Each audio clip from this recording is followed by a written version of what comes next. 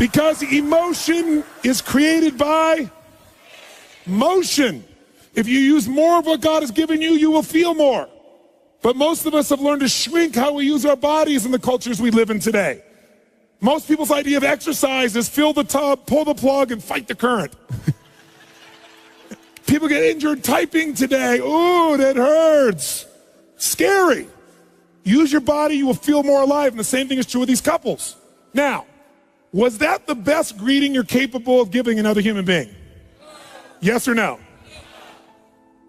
Some of you are saying yes, most of you are saying no. Let's review the exercise. I said if you don't give your best, everyone you care about dies like pigs in hell. And you still didn't give your best? We need to talk. Listen, if you said no, I respect you because you were honest. Because whenever we say we've given our best, it's always a lie. Because whenever you get there, what do we always discover? There's another level. Every 4 years for centuries in the Olympics, what happens? People run faster, they jump higher, they lift more weight. Every 4 years for thousands of years. How has this happened? Drugs, that's how. No.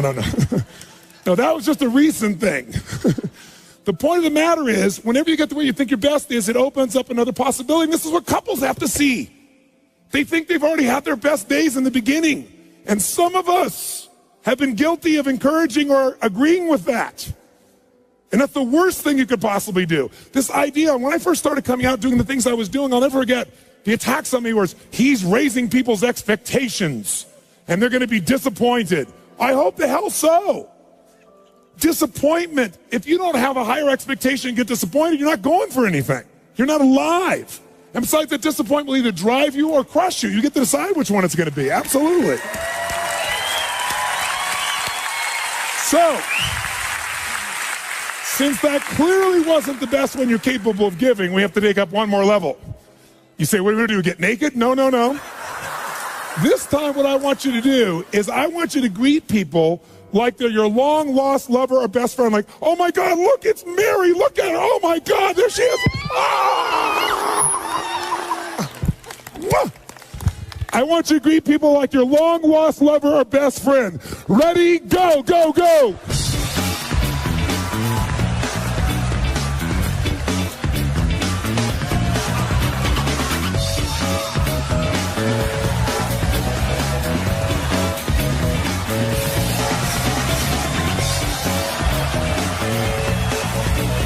Did that feel better, yes or no? Yes or no? Did you use more of your body or less of your body? More of the muscles in your face or less? Did you breathe more air in or were you more shallow? Yes. Did you talk faster or slower? Did you hesitate or go straight for them? Did you talk louder or quieter? Did you touch them? Oh yeah. Did it feel good? Why? Because I told you to. Very good, sir. Thank you very much. Because emotion is created by... That's right. Now, most people get in a relationship because they're after some emotion, not another job. True or false? And for most people, it becomes a job. And then many people encourage them to stay with the job, which is a nice thing. But wouldn't it be nicer to have them enjoy the job and not have it feel like a job? And the only way to do that is we've got to rejuvenate the individual. There's nothing worse, nothing on earth, than two emotionally unfit people put together. Because what is a relationship's purpose? Why do we get in relationships? Someone tell me. To grow, to experience love, to be happy, to learn deep spiritual lessons, to have someone to be to. Thank you, sir. Very good. Someone to be to. Now, here's what's interesting. Everything you would say to me, whatever you're going to say to me about why we get in a relationship, underneath it, even if you say, so we can make a difference in the world together. But why do you want to make a difference? Because it's going to make you feel something. There's only one reason we get in a relationship: to magnify human emotion. That's it. That's God's gift. How many of you, when you're excited about something, first thing you think about is who you want to tell or share it with? How many of you have relate to this in some way? Say, I. So some people use a friend, but the intimate relationship, if it's not only safe, but there's real love and passion there. There's no greater place. If there's trust, if there's respect, there's no greater place for this. But the challenge, of course, is most people don't have it at that level. And one of the reasons, again, is there's not that emotional fitness. Here's what you got to know. People feel, they find their center of gravity, and then they blame their partner. And here's what I mean by this. When 911 happened, I'll never forget, I had this experience. I was in Hawaii. I was doing a program there for a couple of thousand people from 45 countries. We were translating 4 languages simultaneously. It was a 10-day program I used to do that was full tilt from 8 in the morning to midnight. I mean, you had people from all over the world, real leaders. And I just said, living. When do people really begin to live? When they face death. If they face death, and they look it in the eye and decide to live, they really start to live. And I said, what would your life be like if in the next 10 days you knew you couldn't get off this island and these are the last 10 days of your life? What would you do different? Who would you call? What would you say? What truth would you tell? What feelings would you share? And I went on to this for like 15 minutes. That night, 911 happened. At 3 o'clock in the morning, they called me to tell me the buildings had just dropped. And we had 200 people from New York there, because I have a lot of people in the financial district that are my clients. And there were at least 45 people we knew immediately that had lost their entire company, all their friends, family, their husbands, their wives, instantaneously. 3 o'clock in the morning, you go outside, and it was pandemonium, because you got people from all these cultures. Every religion was represented in the room. And so outside, there were people that were crying uncontrollably because they knew the end times were here. There were people out there that were fighting because some people were celebrating.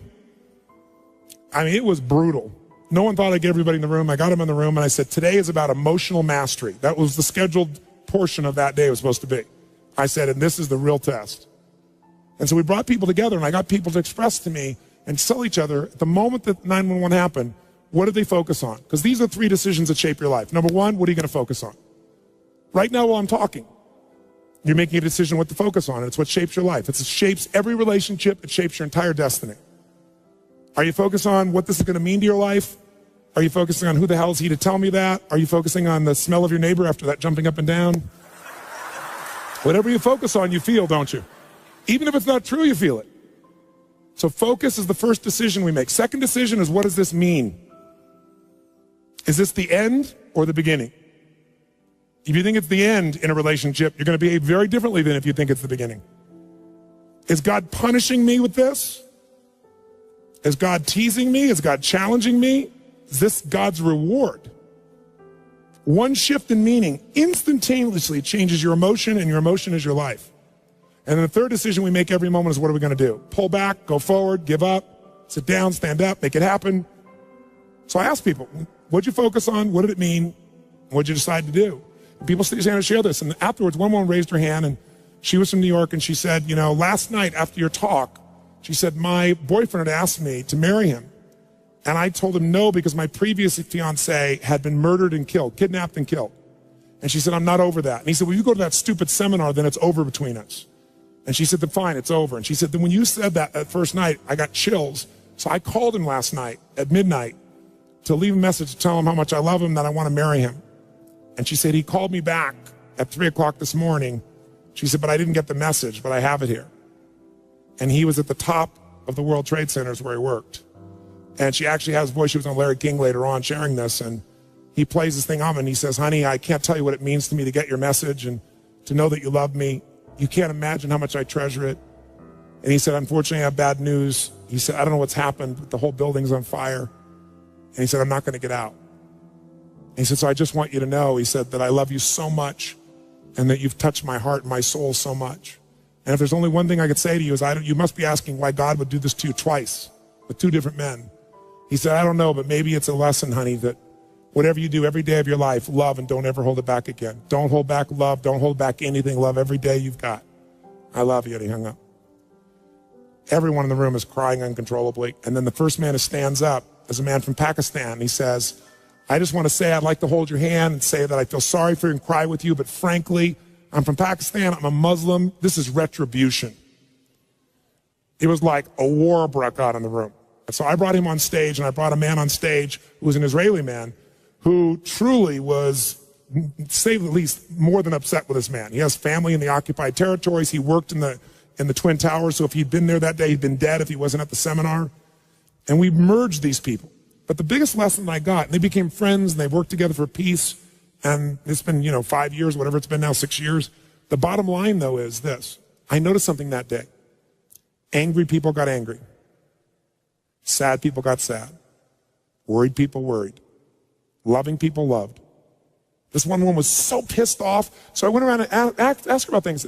She wasn't from America. She knows no one in New York City. This didn't affect her in any way, and yet she was raging about this thing. I said, you just get pissed off all the time. You use rage all the time. And she kind of smiled and goes, well, it's kind of like jet fuel. I brought up this woman who worked in the hospitals in New York, and she was guilty that she wasn't there to help people. But as you dig underneath, she always finds a way to be guilty. Here's my point. People, how many of you know somebody who always finds a way to be pissed off no matter what happens? How many know somebody that goes, say I? And how do you know somebody that isn't funny, but they think they are? And they laugh so hard at their own jokes that you find yourself laughing too. How many got somebody that say I? Who do you want to be with? Not hard to figure out, is it?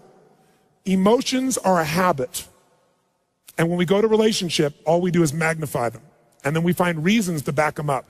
Those people use 911, as horrible as it was. I said to them, all of them, you could be feeling this sad, you're going to feel this sad, as horrible as it is that 3,000 people died. Guess what? 4,000 people die of cancer and heart disease every day in this country. And they're men, women, children, aunts, uncles, mothers, and you're not sitting around crying about them every day. Why are you so selective in your compassion? Because what we did is focus on it, and then people use that to produce an emotion. That's what people do in a relationship. You want to change a relationship? Change the primary emotion that person lives in. You want to do that? Retrain their body is one way. Only one. I'm going to give you a couple, but that's one.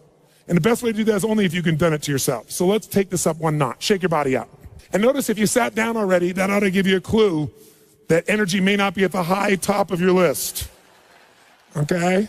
It's like, oh my God, let me sit down and get comfortable. I'm not being critical of you, but just notice if you went for the path of least resistance, that's not signing up real well for your ability to transfer that to somebody else. So, but it's a new muscle, so let's use it. Let's do this. How many of you'd like to have more joy, more excitement, more passion, more ecstasy in your life right now? Raise your hand, say I. Then if you really want it, you got to do it. Because emotions don't just hit you, they are triggered, and you can trigger them through motion. So here's what we're going to do. Shake your body out, and in a second here, we are going to shake this building with our energy. What I mean by that is, we are going to celebrate for no good reason. And here's why I say that. You don't need a reason to feel good. Why do you have to justify feeling good? And if you think that's weird, think about this. Most people don't need a reason to feel bad. Isn't it true? How you feeling? Like crap. How come? Woke up. And people go, I understand. But if you say to somebody, how's it going? I feel so good. How come you feel good? I don't know. I just feel good. Take that guy to the funny farm. Isn't it sick that we live in a culture that if somebody's happy, we want to know why. But if they're sad, we understand. That's where it is. So we got to change that pattern. So here's what you're going to do. Most people in our culture never celebrate anymore. And a relationship without celebration is a dead relationship. It's dead. Celebration is a secret to joy. Joy in a relationship is the basis of anything. That's where love can grow. So one of the things we got to do is learn to celebrate. Now, when do people in our culture celebrate? Like go crazy like a little kid and it's socially acceptable. When? When you graduate from school. Yeah, I did it. I have to go to work. When else do people celebrate? Come on. They have their first child. It's a boy. It's a girl. And you hug strangers and it's beautiful. Everybody accepts it. Any other time you're weird. When else can you really cut loose and celebrate? You have your first orgasm. Good, sir. Very good. I did it. When else? That's right. Around the world, this is the weird thing about human beings, when a local sports team wins a national championship, show me. Come on, show me what people do. Come on. Yeah. We scream, yeah, we did it. What is this, we did it? You didn't do We did it, you watched. But I'm glad you finally make it okay to feel happy for a day. Isn't it a weird thing culturally that we're going to make our happiness tied to someone else's performance that we can't control just based on living in a city? but at least the city goes crazy for that one day. See, you don't need an excuse to feel good. How many got more than enough reasons to be happy and grateful for your life, for your health, for people you love? Say I. So all you got to do is retrain your body to celebrate instead of training yourself to fit in. How many of you have ever lowered your happiness or your joy or your energy because someone else wasn't feeling as good and you didn't want to offend them? And does it make them feel better? Your playing small does not make them big. All it does is lower the standard, and most of us have learned to do that. So if you're going to lead, you got to step out of it. So let's do this. We are going to celebrate just to get that energy in our body. On a scale from 0 to 10, where 0 is dead, 10 is unstoppable intensity, go to 20. Now to do that, in case you haven't celebrated in many years, I'll remind you. First key to celebration is your feet must come off the ground. None of this, I know it looks cool, but when you actually rise up like this and you extend, you open your diaphragm, which changes your biochemistry instantly. It doesn't happen when you do this. Second key is you must use your voice. How many of you and your kid used to make all kinds of weird noises? Come on. Make some crazy sounds out loud. Come on.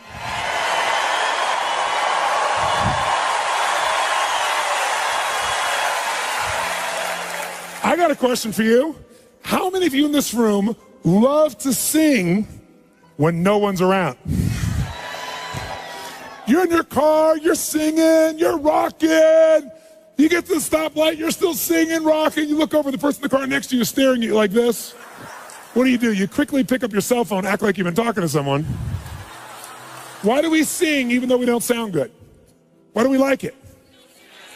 That's right, because emotion is created by, and to sing, you have to move parts of your body you don't normally move. And if you don't use it, so we like it even though we don't sound good. So when you're celebrating, you're going to extend and you're going to make sound like crazy. How many want to go for it? Say I. Then your job is to outdo the old person next to you with your intensity. We're going to clap. We're going to clap till we get to 3, and then we'll do it. 1, 2, 3, go!